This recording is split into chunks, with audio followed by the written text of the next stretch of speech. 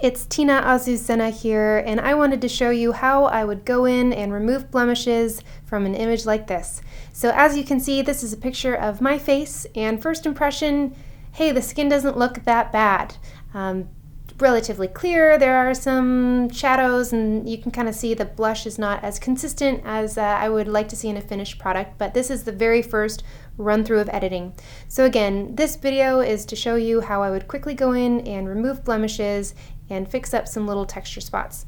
So as I zoom into this image, you can kind of see a little more of these imperfections come into play. Right around this area, as we said earlier, the cheek is kind of a little bit of a mess with the colors and the shadows. And then down here, there's some bumps and lumps, and that's perfectly normal.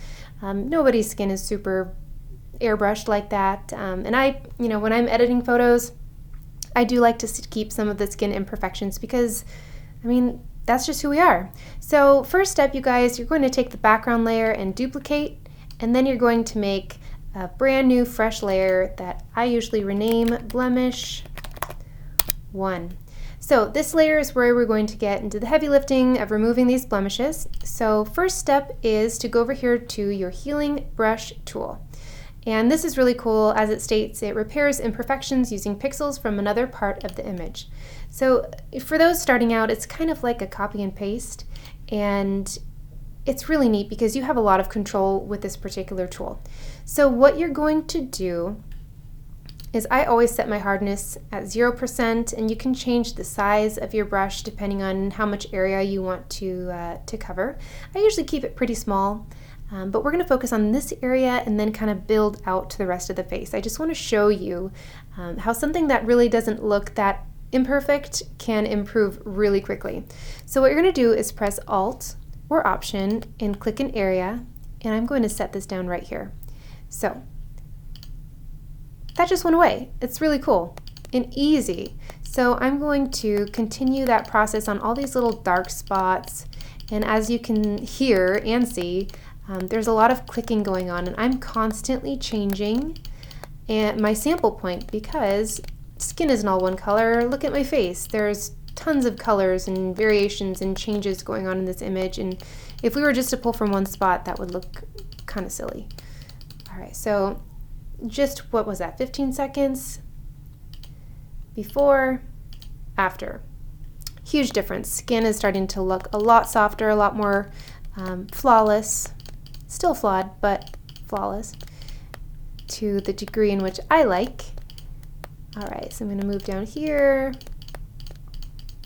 In this area right here, you can see there's, some blotchiness going on. There's some unevenness in the skin tone, and it's kind of like the dense forest. You have to be a little more direct with working with these areas, but you don't want anything too harsh because it can get kind of dicey. So I'm going to use a different tool to conquer this area, but for these small imperfections, I really like this healing brush tool. So here's a before and after. I find this really fun. It's a little bit addicting, and I guess there could be worse things to enjoy doing, but I really love doing this. It's fun. It's like applying makeup. It's kind of therapeutic. And people do this all sorts of different ways. You can focus on one area, you can kind of bounce around the face. I kind of like to hit all over the place, and then I will zoom out and take a look and see if anything looks kind of funky or if I made an area more discolored. But you can kind of just tell I'm bouncing around here. I feel like if I get focused too much on one area, I almost make it too airbrushed, and then I kind of feel like, oh, that just looks unnatural. It looks too unnatural, and I want these images to look like you or look like me, just better. Okay, so here we are, guys, before and after. That is a huge difference, and we've been at this for just a few minutes. People do this for hours. I'm not kidding. This is, this is a thing. People get paid to just do this, and I think it's pretty awesome.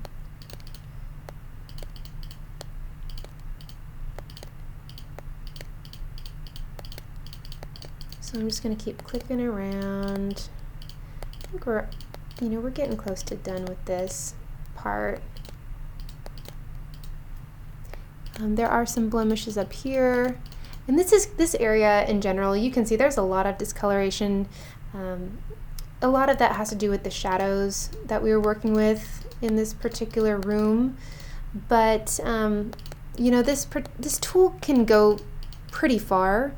But I think that to tackle this area, I would do this in the next phase of my editing, which I will show you soon. Okay, so you guys, here we are. This is an after. Here's the before, after, before, after.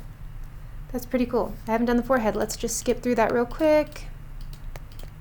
I'm going to make my brush just a smidge bigger. We're at 49. Let's put it up to about 65.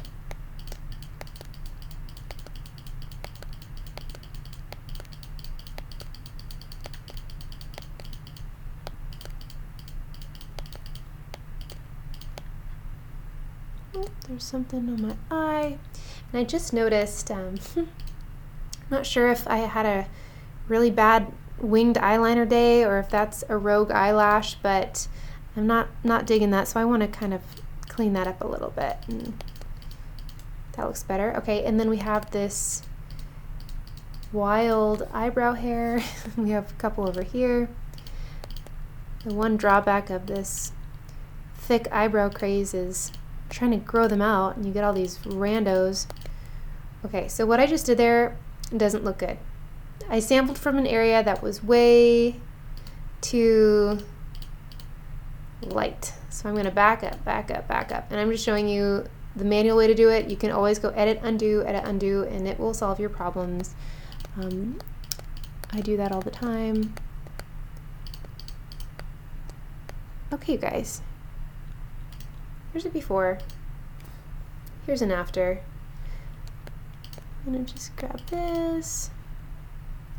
Before, after. And pulling it out here. Before, after. I think that looks pretty good. I'm satisfied with this. I would definitely, from this point, I would move on to the next stage of more airbrushing and kind of smoothing out the different textures and the colors on my face to make it just look a little more harmonious. But this is the easy thing that anyone can do to just do a quick fix on their photos. If you have a pimple, if there's a blemish, if you have this crazy red spot on your face that you woke up with for some random reason, you can change it really easily with that tool. Last thing you would do is collectively select these layers, right click, merge the layers, so this is now your new image, and you never have to worry about those blemishes again. Alright, you guys, join me for the next video where I will be doing phase 2 of editing this photo. Hope you enjoyed.